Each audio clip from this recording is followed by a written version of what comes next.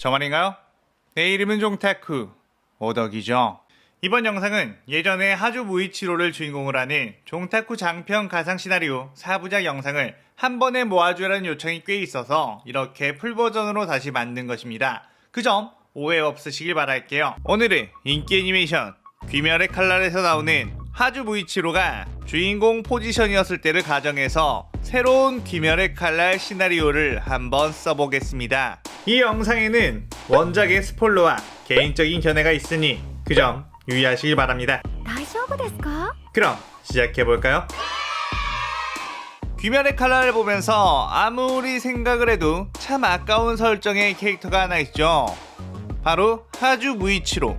주인공인 탄지로보다 나이가 어린데도 불구하고 천재성을 겸비해 검을 잡은 지 2달 만에 주가 되어버린 캐릭터입니다. 심지어 나중에 상현일 코쿠시보의 자손으로 밝혀져 혈통까지 넘사벽이라는 게 나왔죠.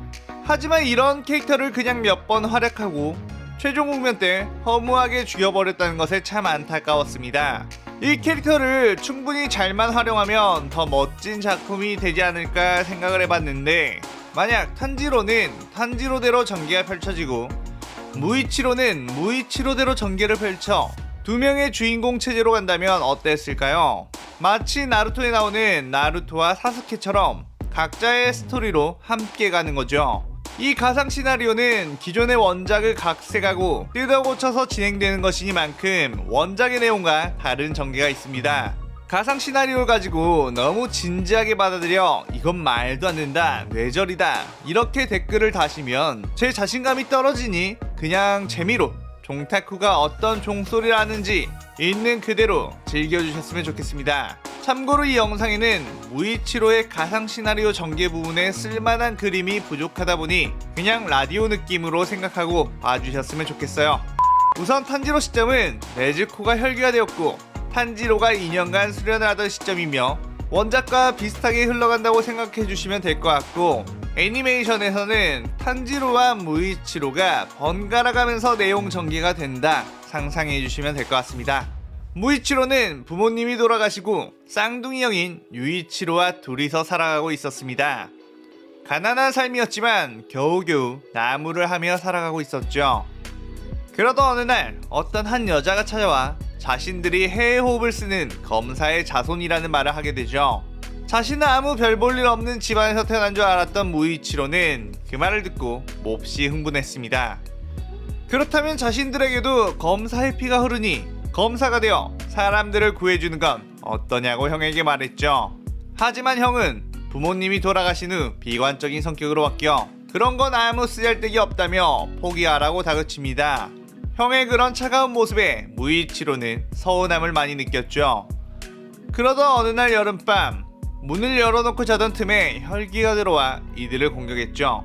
형은 무이치로를 지키다가 큰 부상을 입게 되고 무이치로는 옆에 있는 아무새 붙이나 들어 혈기를 공격했지만 혈기에겐 아무 데미지가 없었습니다. 그렇게 혈기의 공격에 자신은 집 밖으로 날아가게 되고 온몸은 피투성이가 되었죠. 하지만 포기하지 않고 형을 구하기 위해 일어섭니다. 그 모습에 혈기는 재밌다며 무이치로에게 다가가 그를 공격하려고 하죠. 하지만 그렇게 공격에 당한 찰나에 갑자기 어렸을 적 자신의 아버지가 너네들도 이 춤을 배워 나중에 자식들에게 계승하라고 보여줬던 그 춤이 생각이 납니다. 형은 항상 그런 걸 배워서 어디에다가 써먹냐고 툴툴거렸던 기억이 나죠. 그 다음 순간 번쩍하고 정신을 차려보니 혈기는 눈앞에서 조각조각 썰려 있었습니다. 이게 무슨 일인가 싶으면서도 무이치로는 가까스로 몸을 이끌고 다친 유이치로에게 갔죠. 하지만 유이치로는 이미 치명상을 당해 과다출혈의 상태였습니다. 그런 유이치로는 신에게 빌며 동생만큼은 제발 살려달라고 애원을 하고 있었죠. 그렇게 무이치로는 죽어가는 형을 보며 자신은 아무것도 할 수 없다는 것에 무력감을 느끼며 쓰러집니다. 정신을 차려보니 어떤 집안, 자신은 온몸에 붕대를 감고 있었죠. 뒤늦게 온 귀살대원에게 의해 구조된 무이치로. 형은 무사하냐고부터 물어봤지만 귀살대원들이 도착했을 땐 형은 이미 죽어 있었다고 하죠. 무이치로는 그 말을 듣고 세상이 떠나갈 듯 절규를 하며 다시 쓰러집니다. 하루 뒤 눈을 뜬 무이치로는 왠지 말수가 적어지고 시니컬한 성격으로 바뀌었으며 예전 일을 잘 기억하지 못하게 되죠. 하지만 마음속에서는 혈기만큼은 꼭 다 죽여버리겠다는 의지가 불타고 있었습니다. 우부야시키 당주는 무이치로의 안타까운 사정을 알고 거처를 마련해주게 되고 무이치로는 우부야시키에게 자신도 귀살대원이 될 수 있냐고 물어보죠. 우부야시키는 교육자를 한 명 붙여줄 테니 너무 무리는 하지 말고 몸이 나으면 천천히 검술을 배우라고 말합니다. 우부야시키가 소개해준 교육자는 예전에 풍주로 지냈던 쿄우라는 인물이었고, 쿄우는 무이치로의 몸이 회복되자 기초 체력부터 키우게 합니다. 무이치로는 처음에는 혹독한 훈련량에 버거워하다 체력이 금방금방 늘어나며 놀라울 정도의 신체 능력을 보여주게 되죠. 쿄우는 무이치로를 보고 저 나이 때에 나올 수 있는 몸놀림이 아님을 알아봅니다. 그렇게 바람의 호흡을 가르치는 쿄우, 전집중 호흡의 어떤 요령을 알려줬더니 무이치로는 단 하루 만에 그것을 구사해내며 또 한 번 놀라게 만들죠. 자신은 몇 년이나 걸려 깨우친 바람의 호흡 모든 형을 무이치로는 단 일주일 만에 전부 소화해냈고, 수련을 한 지 한 달 만에 전집중 호흡 상중을 익히게 됩니다. 가르치는 교육자조차 두려울 정도의 재능을 가진 무이치로, 특히나 인형처럼 표정 변화도 적고 바로바로 다음 단계로 넘어가려는 의지는 도저히 어린 나이라고 볼 수가 없었죠. 이미 충분히 웬만한 귀살대원보다 뛰어난 검사가 되었지만 정식 귀살대원이 되기 위해 선별시험을 보러 가게 됩니다. 선별시험을 치르러 온 여러 사람들 중에 무이치로가 가장 어리고 체구도 작았습니다. 선별시험을 보러 온 어느 누군가가 무이치로를 보며 여긴 너처럼 어린애가 올 곳이 아니라는 말을 하며 거들먹거리죠. 그런 말은 당연히 개무시를 하며 혈기를 찾아 나서고 보이는 족족 원샷 원킬로 목을 날려버립니다. 그러다가 어떤 비명소리가 들렸고 그곳에 가보니 아까 무이치로에게 거들먹거리던 사람이 한쪽 팔을 뜯어먹힌 채 벌벌 떨고 있었습니다. 무이치로를 발견한 그 사람은 제발 자신을 구해달라고 하고 그 말이 떨어지기도 전에 무이치로는 그 혈기의 목을 날려버렸습니다. 그리고 무표정한 얼굴로 약한 인간은 그저 혈기들을 강하게 만드는 먹이나 다름없으니 쓸데없이 귀살대 시험을 치르지 말고 집에 돌아가라는 말을 남기고 떠납니다. 그렇게 너무도 쉽게 선별시험이 끝나게 되고 무이치로는 일륜도와 대원복을 하사받게 되죠. 그렇게 귀살대원으로서 임무가 시작된 무이치로는 자신에게 다른 귀살대원들을 붙이면 걸리적거리기만 한다며 혼자 행동한다고 말합니다. 무이치로는 일반적인 혈기 사냥에서는 지금껏 상처 하나 나지 않고 모두 압도적인 검술로 썰어버리고 다녔습니다.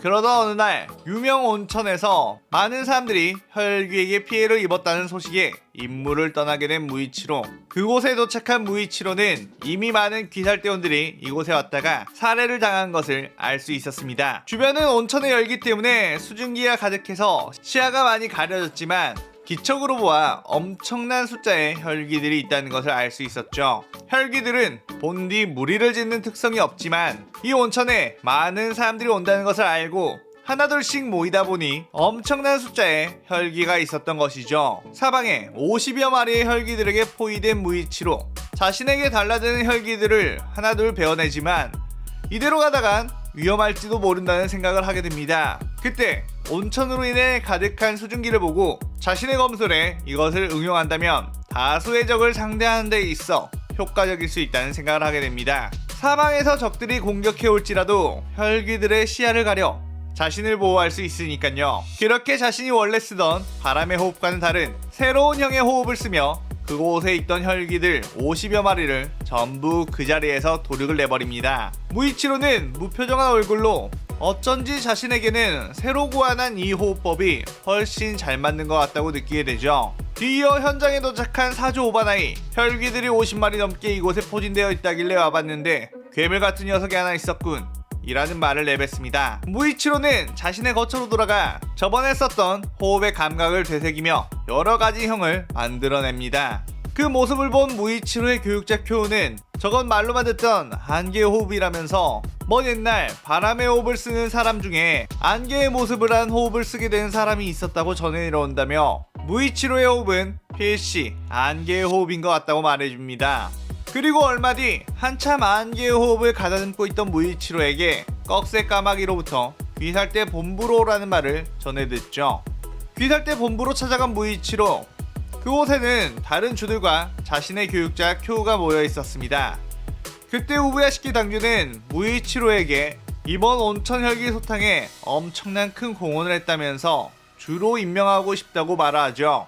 그때 암주 교메이는 저 아이는 바람의 호흡을 쓰는 것으로 알고 있는데 이미 풍주는 사내미가 있지 않냐고 당주에게 물었고, 우부야시키는 이제 저 아이는 바람의 호흡이 아닌 안개의 호흡을 쓰는 검사가 되었다면서 하주로 임명하겠다고 말합니다.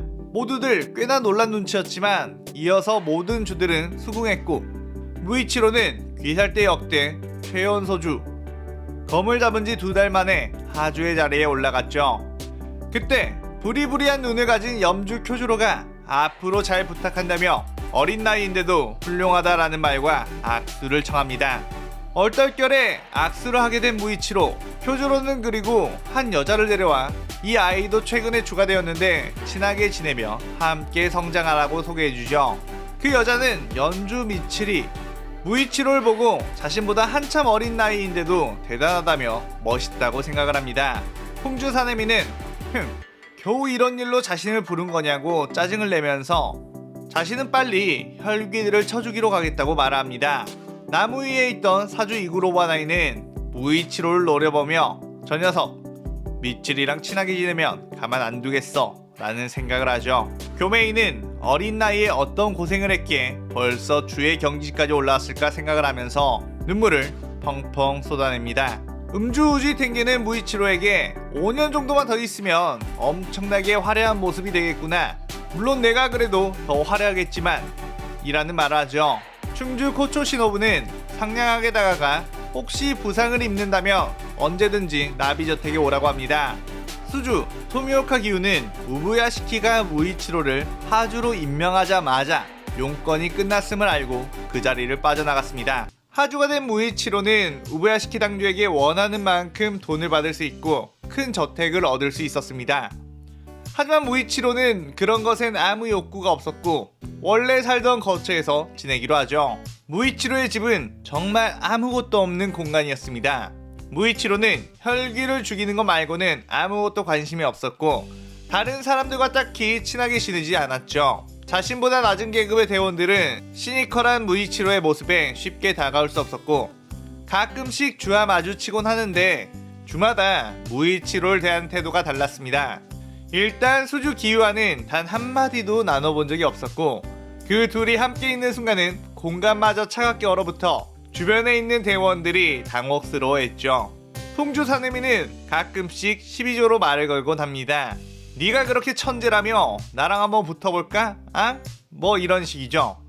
무이치로는 그에 상대할 필요도 없다는 표정으로 무시하고 그런 무이치로의 반응에 채 재미없는 꼬마구만 이러면서 툴툴댑니다.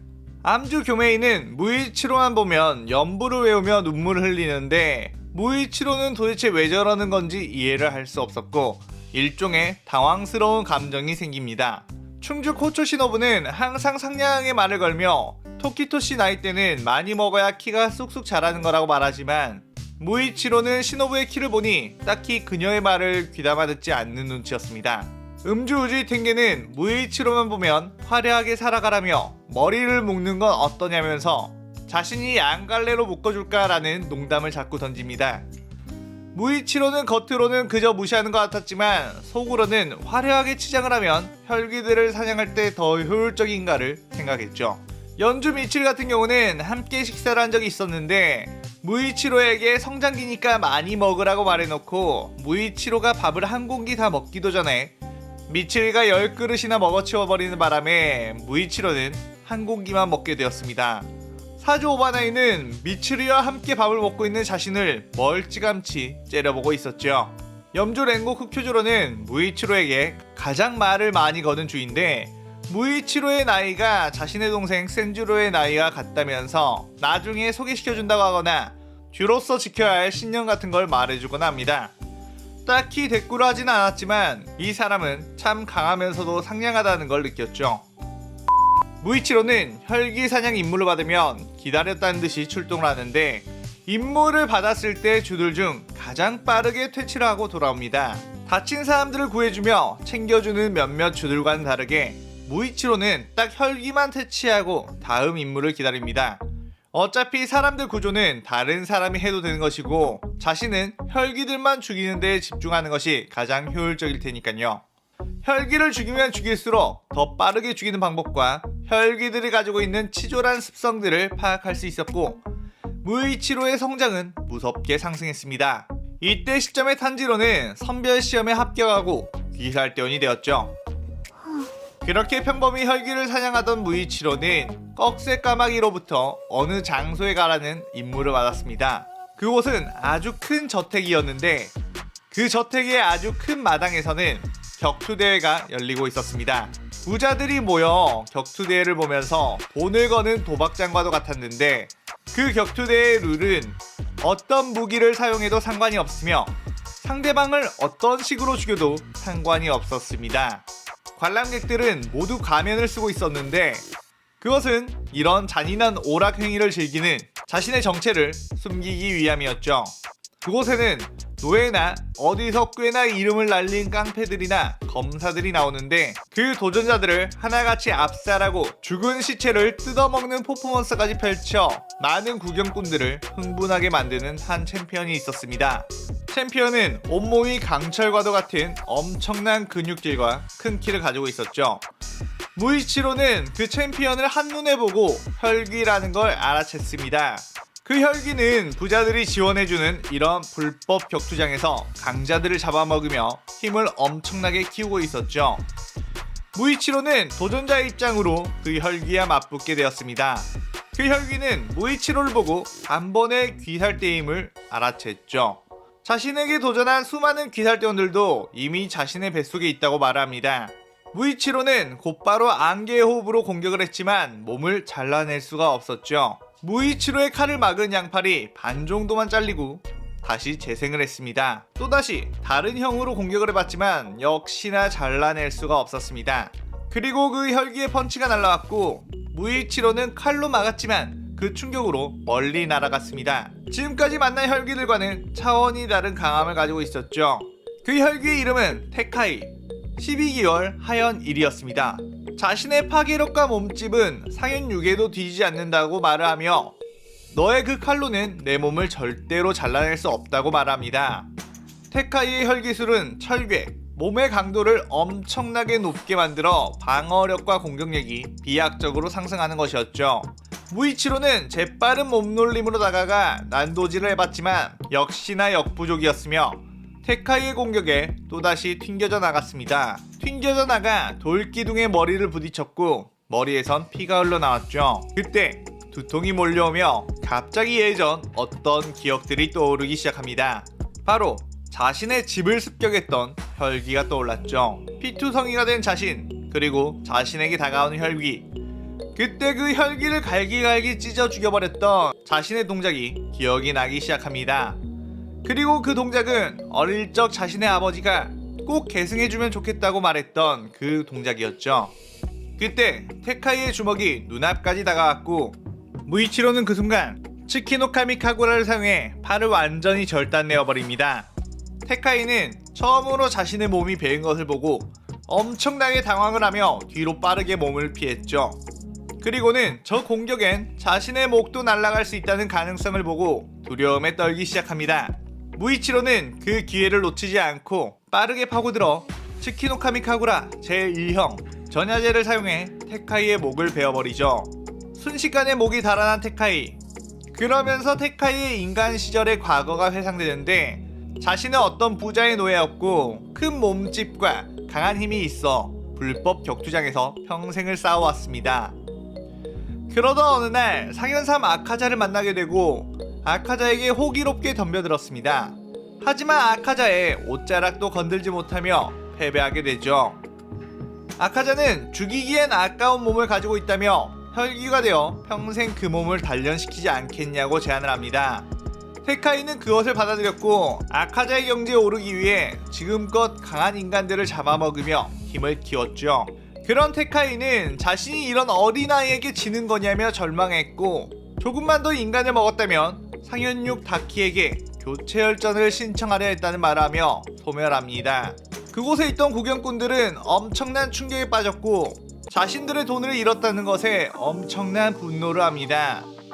테카이가 혈기인 것을 알고도 자신들의 돈벌이에 이용만 할 수 있다면 얼마든지 묵인을 할 수 있었다는 것입니다. 그런 인간들의 역겨운 모습에 무이치로는 그만.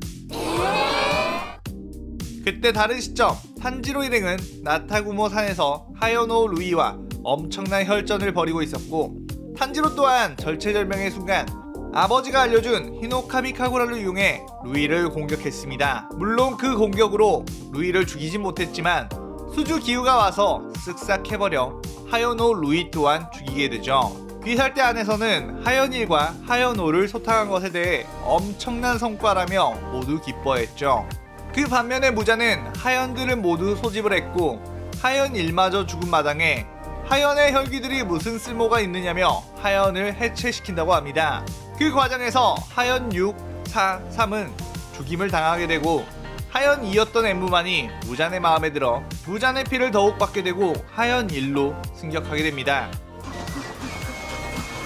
이 시나리오는 탄지로와 무이치로 2인 주인공 체제로 가는 것이기 때문에 물의 호흡을 쓰면서도 아버지의 히노카미 카구라의 기억을 찾아 사용하는 탄지로와 안개의 호흡을 쓰면서도 츠키노카미 카구라의 기억을 찾아 사용하는 무이치로가 딱 적절한 대칭점이라고 생각해 넣었습니다.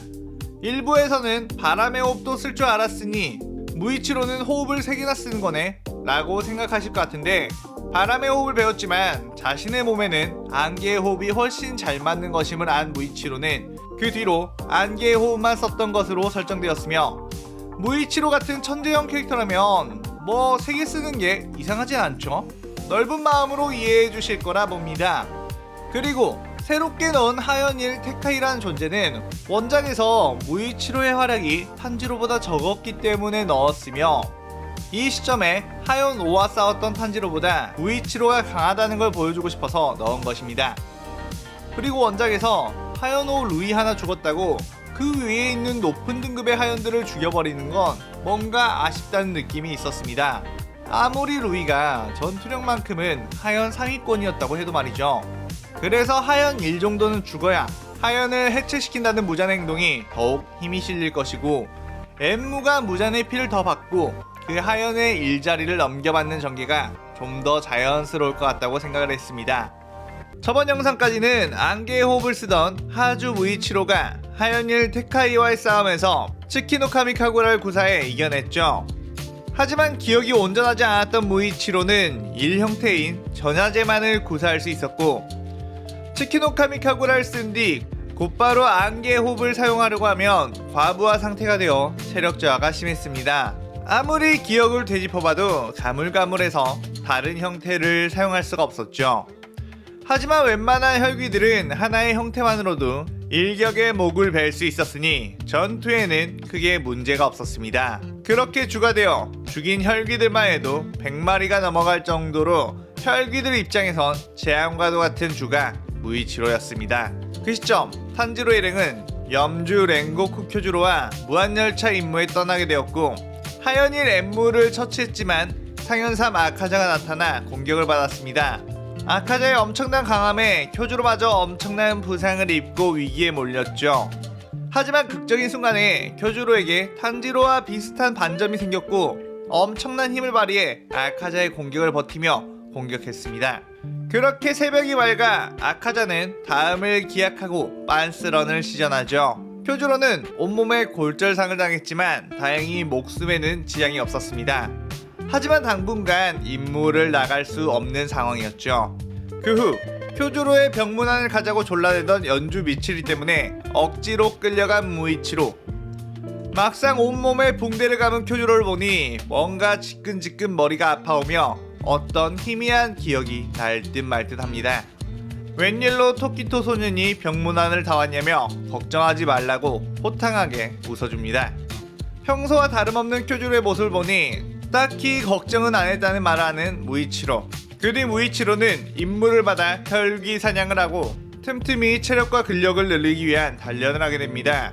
그렇게 한 달 뒤 탄지로 일행은 음주 우주이 탱견을 따라 유곽 임무로 갔으며, 그곳에서 상현 6, 다키 규타로 남매를 격파했다는 소식을 듣게 됩니다. 비록 그 싸움에서 우주이 텐게는 한쪽 팔을 잃어 은퇴를 하게 되었지만 귀살대 내에서는 처음 있는 상영 격파의 축제와도 같은 분위기였죠. 무이치로는 어느새 혈기 사냥을 많이 하다 보니 칼날의 이가 군데군데 빠져 있었고 일륜도를 만드는 대장장이들이 살고 있는 마을로 가게 됩니다. 그곳에는 몸을 강하게 만들어주는 어떤 비밀병기 같은 게 있다고 들어 한 대장장이에게 그 위치를 알려달라고 하지만 자꾸 거절하는 통에 무이치로는 심기가 거슬렸습니다. 표주로나 우주이조차 큰 부상을 입히는 상현의 혈기들이 나오는 마당에 얼른 강해져야 할 텐데 말이죠. 그러다 그 광경을 목격한 탄지로는 무이치로를 막아서지만 탄지로는 천재급의 무이치로에겐 모든 것이 밀리는 상황이었죠. 그렇게 탄지로를 기절시킨 후 요리이치를 본따 만든 인형과의 수련을 마친 무이치로였습니다. 그날 밤 탄지로와 무이치로는 한 방에 있었는데 갑자기 혈기가 방문을 열고 들어왔죠. 이 혈기는 필시 상현의 혈기임을 짐작한 무이치로는 곧바로 공격을 합니다. 무이치로의 빠른 공격에 목이 날아갔지만 죽지 않고 새로운 개체로 분열했죠. 그리고 부채를 든 혈기의 공격에 무이치로는 저 멀리 날아가 버렸습니다. 다시 그곳으로 뛰어가고 있던 중 또 다른 혈기를 마주치는데 그 혈기는 상현호 교코였죠. 교코는 사이코적인 취향으로 무이치로의 심기를 건드렸고 무이치로는 안개 호흡으로 빠르게 공격을 해보지만 교코의 회피력은 생각보다 엄청났습니다. 항아리에서 항아리로 옮겨가는 혈기술을 쓴 탓에 굉장히 번거로웠죠. 교코는 독침 공격을 퍼부었고 그 공격은 주변에 있는 도공들에게 날아갔습니다. 그것을 막지 않으면 도공들은 당연히 죽는 상황이었고 평소에 무이치로라면 그 틈을 노려 교코를 공격하겠지만 웬일로 도공들을 지키며 자신이 방패가 되었습니다. 표주로가 항상 자신에게 말해줬던 주가 지켜야 할 사람들에 대한 책무, 그것이 떠올랐었죠. 무이치로는 치키노 카미카구를 사용해 교코를 공격했고 목을 반쯤 썰었을 때 자신도 교코의 혈기술에 당하고 맙니다. 수옥발에 갇힌 무이치로는 호흡을 쓸 수 없었고 그 상황에 무이치로는 이런 굴욕감을 당한다는 것에 엄청난 분노까지 치밀어 올랐습니다. 그리고 교코는 주변에 있는 도공들을 죽이기 시작하죠. 무이치로는 그 순간 언젠가 느껴본 적 있는 그 무력감이 떠오르며 자신의 형인 유이치로가 죽어갈 때 아무것도 할 수 없었던 자신이 기억이 납니다. 그리고 자신이 잃었던 모든 기억을 되찾고 유이치로를 잃었던 그 상실감, 분노가 한순간에 폭발을 했죠. 그 순간 무이치로의 얼굴에는 반점이 생겼고 초인적인 힘으로 수옥발을 찢어버리고 나옵니다. 그리고는 치키노 카미카구라 제1형 전야제로 순식간에 교코의 목을 날려버리죠. 반전 마련의 힘은 너무나도 강력했고 교코는 자신의 목이 날아간지도 모르게 날아가 버렸습니다. 그렇게 교코를 퇴치한 무이치로는 이제 다 끝났나 싶었는데 갑자기 엄청난 귀기를 느끼게 되고 뒤를 돌아보니 어떤 한 혈기가 서 있었습니다. 바로 상현일 코쿠시보였죠. 상현호 교코와의 싸움에서 체력이 많이 빠진 상태였던 무이치로였기에 이어서 상현일 코쿠시보를 상대하는 건 사실상 말이 안 되는 상황이었습니다. 자신은 절대 이길 수 없는 상대인 것을 알았지만 무이치로는 싸울 수밖에 없다는 걸 알고 코쿠시보에게 치키노 카미카구라 제1형을 썼죠. 하지만 역시 전혀 먹히지 않았으며 코쿠시보는 딱히 반격을 하려고도 하지 않았죠. 코쿠시보는 무이치로를 보고 이름을 물어본 뒤 이름을 듣자 이름은 끊겼지만 넌 나의 자손이라는 말을 합니다. 그리고 달의 호흡을 쓰고 있는 것에 상당히 놀랍다는 말을 하죠. 무이치로가 아버지에게 전수받은 치키노 카미카구라는 달의 호흡이었고 코쿠시보는 그 달의 호흡의 창시자가 자신이라고 말합니다. 무이치로는 그의 말이 거짓이 아님을 본능적으로 느꼈죠. 코쿠시보는 무이치로에게 흥미를 느끼며 달의 호흡 다른 형도 한번 써보라고 말합니다. 하지만 무이치로는 자신은 1형밖에 쓰지 못한다고 말했고 코쿠시보는 자신의 호흡이 끊겨가고 있었음을 알았습니다. 잠시 어떤 생각을 하는 듯한 코쿠시보, 곧이어 결심을 한 듯 코쿠시보는 몸이 회복되거든 자신의 거처로 찾아오라며 거처를 알려줍니다.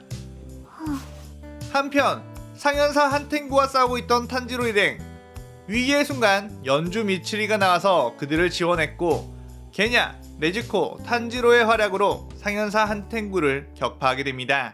그리고 그 과정에서 네즈코는 해를 극복하게 되었죠. 귀살대에서는 상현사 5를 격파한 것에 대해 엄청난 환희를 했고, 그와 더불어 네즈코가 해를 극복했기에 이제 곧 무장과의 총력전이 펼쳐질 수도 있다는 소리를 합니다. 그리고 쿄조로에 이어서 무이치로, 미치리까지 반점이 발현됨에 따라 반점에 대한 이야기를 했고, 무이치로는 자신이 느꼈던 반점 발현 때의 상황을 주들에게 일러줬죠. 그리고 주들은 무장과의 전면전을 하기 전 합동 강화 훈련을 통해 강해지기로 합니다. 한편 무이치로는 코쿠시보와 했던 말이 계속 마음에 걸렸고 혼자서 코쿠시보의 거처를 찾아가죠. 코쿠시보는 무이치로를 보고 기다렸다는 듯이 자신이 달에 호흡 모든 형을 전수해주겠다고 말합니다. 무이치로는 혈기인 당신이 왜 굳이 나에게 이러는 것이냐고 물었고, 코쿠시보는 자신은 과거에 동생에게 열등감에 빠져 검술에 집착하게 되었는데 반전 발현을 하면 25살이 되기 전 죽는다는 것을 알고 자신의 삶에 더욱 집착을 하게 되었다고 하죠. 그러다가 무잔이 혈기가 되면 영원히 살 수 있다는 말로 자신을 꼬드겼고 자신은 그 제안을 받아들였다고 합니다. 하지만 세월이 흘러 자신의 동생 요리이치를 만났는데 그때 요리이치에게 일격을 맞고 사실상 패배를 했으며 요리이치가 수명이 다해 죽자 그 시체를 베어버렸다고 하죠. 하지만 그 뒤 못난 자신의 모습을 평생 후회하고 있다고 합니다. 하지만 자신은 이미 혈기화된 몸이라 무잔을 죽일 수가 없기에 자신의 자손이자 요리이치의 유전자가 있는 너를 보고 너라면 무잔을 죽일 수도 있을 거란 가능성을 보았다고 합니다. 무이치로는 무잔은 혈기들에게 심어놓은 세포를 통해 모든 상황을 다 알 수 있다고 들었는데 지금 이 상황도 무잔이 아는 것 아니냐고 물었죠. 원래는 그게 맞지만 예전 요리이치가 무잔을 베어 무잔의 생명력이 거의 꺼져갈 때가 한 번 있었는데 그때 혈기였던 타마요와 자신은 무잔의 지배력을 풀어낼 수 있었다고 합니다. 그래서 무잔과 멀리 떨어져 있을 땐 자신이 무엇을 하든 무잔은 감시할 수 없다고 말하죠. 하지만 무잔과 가까이에 있을 땐 무잔을 거역할 수 없으며 인간을 죽이고 싶은 충동이 강해진다고 합니다. 그렇게 코쿠시보는 무이치로에게 달의 호흡을 전수해주기 시작하며 검술의 극을 보여주게 됩니다. 차원이 다른 검술에 무이치로는 넋을 잃고 바라볼 때가 많았죠. 무이치로는 혈기라면 치가 떨릴 만큼 싫었지만 코쿠시보에게는 어쩐지 다른 느낌이 났습니다. 코쿠시보는 다른 가족들은 어떻게 되었냐고 물었고 쌍둥이 형이 있었지만 혈기에 의해 죽었다고 말합니다. 쌍둥이 형제, 자신의 자손이라는 것에 코쿠시보는 이 만남이 어쩐지 운명일지도 모른다는 생각을 하죠. 그렇게 시간이 흐르고 흘러 달의 호흡 모든 형을 배운 무이치로, 이전보다도 몰라보게 체력과 스피드, 근력이 늘었음이 느껴졌고 코쿠시보에게 꾸벅 인사를 한 후 귀살대 본부로 다시 돌아가게 됩니다. 합동강화 훈련으로 무장과의 총력전을 펼치기 위해 심혈을 기울이고 있던 귀살대. 어느 고요한 밤 무잔은 우부야시키 저택을 찾아왔고 우부야시키는 무잔 토벌의 시작으로 화려한 자폭을 합니다. 그리고 회복을 하고 있던 무잔에게 타마요가 나타나 너프약을 주입하죠. 또한 모든 주들은 폭발음을 듣고 재빨리 모여 무잔에게 총공격을 합니다. 하지만 무잔 또한 계략이 있었기에 그 근처에 있는 모든 귀살대원 및 주들을 무한성으로 끌고 들어갑니다. 따로따로 흩어져 버린 주들은 주변의 질비한 혈기들을 퇴치하며 무잔을 찾아 나서죠. 그러다 탄지로와 쿄주로는 상현 3 아카자를 만나 다시 사투를 벌입니다. 그리고 새로 상현 5가 된 카이카쿠는 제니치와 사투를 벌이게 되죠. 그리고 새로 상현 6이 된 큐브스테이크는 무이치로와 만나게 됩니다. 큐브스테이크 같은 경우는 나타구모 산에서 큐브가 된 후 어찌저찌 해서 혈기가 되었다는 설정입니다. 어떻게 혈기가 되었으며 어떻게 상현이 되었는지는 별로 중요하지 않죠. 곧바로 무이치로의 공격을 맞고 큐브스테이크가 되어 소멸하거든요. 아무리 새로 상현이 되었다지만 무이치로의 현재 전투력은 상현의 하위권 정도는 쉽게 베어버릴 수 있는 정도입니다.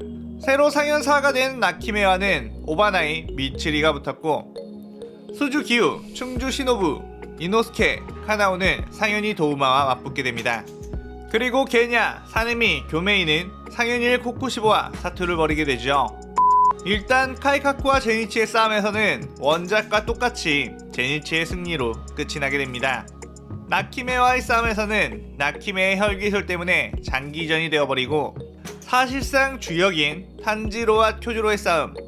아카자는 쿄조로에게 혈기가 되는 것에 대해서 잘 생각해봤냐고 물어보지만 쿄조로는 역시나 단호한 거절을 하며 곧바로 연옥을 먹여줍니다. 아카자는 쿄조로가 저번보다 훨씬 강해졌다고 하면서 칭찬을 하죠. 아카자 역시 전력을 내면서 상대를 하는데 무한열차 때보다 훨씬 강한 공격력에 이들도 꽤나 충격을 먹습니다. 이대로는 부상만 커질 것 같다고 판단한 쿄조로는 반점을 발현해 다시 한번 연옥을 시전하죠. 반점 발현 전의 연옥은 아카자의 몸을 반 정도 갈라놓은 위력이었지만 반점 발현의 연옥은 아카자의 몸을 아예 반으로 두동강 내버렸죠. 하지만 아카자는 다시 재생을 합니다. 큰 기술을 2번이나 쓴 쿄조로는 체력이 많이 빠진 상태였고 이번엔 탄지로가 아카자를 상대하게 됩니다. 탄지로는 이때 주인공 버프로 아빠 회상을 하게 되며 내비치는 세계를 깨달았죠. 그렇게 내비치는 세계 플러스 해의 호흡으로 아카자의 목을 베어내는데 성공하게 됩니다. 아카자는 쿄조로에 이어 탄지로에게까지 사실상 패배를 했다는 것에 엄청난 충격을 받았고 자신이 지금까지 단련했던 것은 무엇인가에 대해 절망하게 됩니다. 그토록 약한 존재라고 생각했던 인간이 어떻게 이렇게 단기간에 성장할 수 있는지 혼란스러웠죠. 아카자는 목의 약점을 엄청난 정신력으로 극복하며 다시 싸우려고 하지만 그때 코유키의 환상이 나와 아카자를 붙잡았습니다. 코유키의 환상을 보자 아카자는 자신이 강해지고 싶었던 이유와 인간이 단기간에 강해질 수 있었던 이유를 알게 되었죠. 인간이란 지키고 싶은 사람이 있을 때, 사랑하는 사람이 있을 때 얼마든지 강해질 수 있고 그 마음 자체가 인간을 강하게 만드는 원동력이라는 것을 말이죠. 코유키가 곁에 없기에 지켜야 하는 소중한 존재가 없기에 자신은 더 이상 강해질 이유가 없고 싸워야 할 이유가 없다는 걸 깨달은 아카자는 스스로 자멸하는 선택을 하게 됩니다. 상현이 도우마와 대치하고 있는 시노부는 도우마를 한눈에 보고 자신의 언니 카나에를 죽인 혈기임을 알아챕니다. 시노부는 분노가 폭발해 도우마에게 찌르기 공격을 먹였지만 칼에 넣어놓은 도구로는 도우마를 죽일 수 없었습니다. 하지만 다시 조합을 바꿔 도우마를 공격했지만 도우마는 일부러 자신의 몸을 찌르게 한 뒤 시노부를 먹방하려 껴안았습니다. 그렇게 시노부를 흡수하려는 순간 기우와 이노스케가 나타나 도우마를 공격했죠. 시노부는 뒤이어 등장한 카나오로 인해 구출했지만 이미 시노부의 오른팔은 도우마에게 흡수당한 상태였습니다. 이노스케와 기우는 도우마에게 공격을 하지만 도우마의 혈기술로 인해 호흡을 쉽게 사용할 수가 없었죠. 폐에 냉기 공격이 들어와 이들은 위기 상황에 빠지고 도우마는 광역기로 이들을 몰살시키려고 했습니다. 하지만 그때 반전 발현을 한 기우가 잔잔한 물결로 그 공격들을 막아내 이들을 지켜내죠. 하지만 너무나 막강한 도우마의 공격에 별다른 수를 찾지 못했습니다. 도우마는 실실 쪼개며 아무리 용을 써도 너네는 나를 못 이긴다고 하죠. 하지만 그 순간 도우마의 눈알이 흘러나왔고 온몸이 무너져 내리기 시작합니다. 이게 무슨 일이고를 외치며 시노부를 봤는데 시노부는 미소를 짓고 있었습니다. 시노부는 혈기를 죽일 수 있는 등꽃독을 지금까지 계속 섭취했었고 시노부의 혈액은 사실상 등꽃독 농축액이나 다름이 없었죠. 그런 시노부의 팔을 통째로 흡수했으니 큰 효과가 발생한 것입니다. 그때를 노려 기우 이노스케 카나오는 총공격을 시작했고 도우마는 추하게 버텨보지만 결국 목이 날아가 소멸이 되기 시작하며 자신도 목의 약점을 극복해야 한다고 외쳐보지만 시노부의 마지막 입딜을 끝으로 완전히 소멸되어 버립니다. 그 다음 상현일 코쿠시보와의 혈전을 치르고 있는 게냐 사네미 교메이는 너무나도 강력한 코쿠시보의 공격력에 맥을 못 추고 있는 상황이었습니다. 교메이와 사네미는 둘 다 반전 발현까지 했지만 내비치는 세계를 통해 공격의 흐름을 읽는 코쿠시보에게는 큰 타격을 입힐 수가 없었죠. 그렇게 하나둘 상처가 늘어가고 체력이 빠져가는 상황. 코쿠시보의 광범위 공격이 날아왔고 사네미와 교메이는 그 공격을 겨우 막아낼 수는 있었지만 게냐는 그 공격에 죽을 수밖에 없는 상황이었습니다.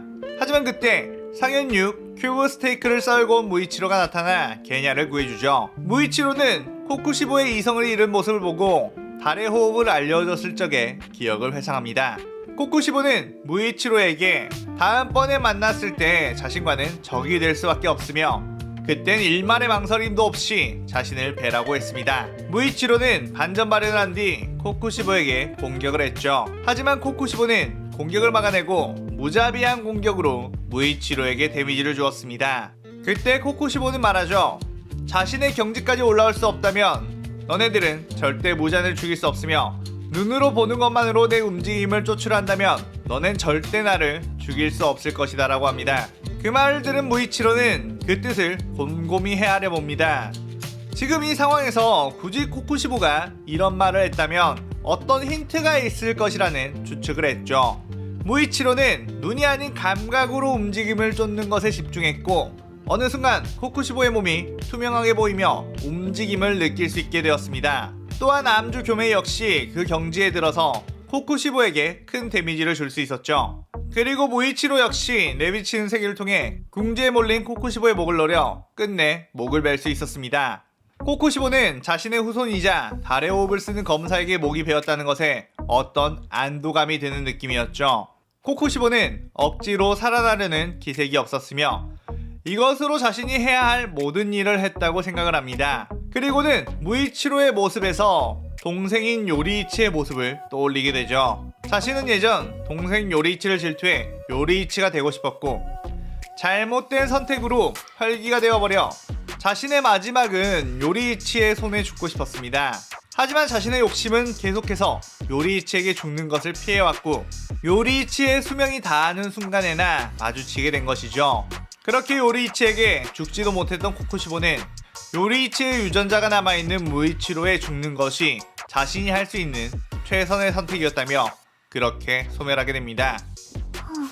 앞서 아카자와 도우마를 격퇴했던 이들은 무장과의 싸움이 시작되었고 오바나이와 미츠리는 유시로의 도움을 받아 나키메를 죽이며 무잔을 무한성 밖으로 끄집어내는 데 성공합니다. 하지만 엄청난 기세로 광역 공격을 하는 무잔의 촉수가 많은 이들을 빈사 상태로 만들고 있었죠. 그때 무이치로는 교메이 사네미와 함께 무잔전에 참전을 했고 공격을 했지만 큰 데미지를 주는 것은 쉽지 않았습니다. 하나둘씩 주들이 리타이어가 되고 탄지로와 무이치로만이 일어서 있는 상황이었죠. 탄지로 무이치로는 둘 다 내비치는 세계를 터득한 상태라 무잔의 촉수 공격에 쉽게 당하지 않았지만 이들의 공격력으로는 무잔의 재생력을 압도할 수는 없었습니다. 하지만 숨을 가다듬고 동시에 탄지로와 무이치로는 무잔을 공격했고 탄지로의 해의 호흡, 무이치로의 달의 호흡은 서로 뒤섞이게 되며 서로의 칼과 칼이 부딪히게 됩니다. 그때 놀랍게도 둘의 칼은 붉게 물들게 되는 혁도 상태가 되죠. 해의 호흡, 달의 호흡의 엄청난 공격력끼리 서로 맞부딪히자 엄청난 마찰의 에너지가 칼에 담겼고 그게 혁도로 발현된 것입니다. 그리고 다시 해의 호흡과 달의 호흡이 뒤섞이며 공격을 하자 무잔의 몸은 갈기갈기 찢겨져 나갔으며 회복이 현저히 줄어들었죠. 무잔은 마치 예전 요리이치에게 맞았던 혁도의 기억이 되살아나며 두려움에 부들부들 떨었습니다. 살짝 지린 것 같기도 하고요. 탄지로와 무이치로는 이 기세를 몰아 다시 해와 달의 호흡을 시전했고 무잔의 눈에는 요리이치와 코쿠시보의 모습이 오버랩이 되어 보이게 됩니다.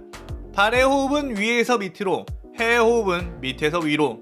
마치 새벽이 밝아오는 듯한 공격은 자신이 그렇게도 두려워하던 동이 트는 무렵 그 자체였죠. 그렇게 무잔은 마치 태양빛에 쎄인 듯 온몸이 타들어가며 소멸하기 시작합니다. 무잔이 소멸을 하자 반점이 발현되었던 모든 주들에게서 반점이 사라지게 되었죠. 반점은 인간이 한순간에 혈귀의 신체 능력처럼 강해지는 것이며 반점은 혈귀라는 존재가 태어남과 동시에 인간에게서 나올 수 있게 된 것이라 태초의 혈귀가 사라짐과 동시에 반점이란 존재 자체도 사라지게 되었습니다. 많은 주들이 중상을 입었지만 목숨에는 지장이 없었으며 반점으로 인해 단명할 것도 걱정을 할 필요가 없었습니다.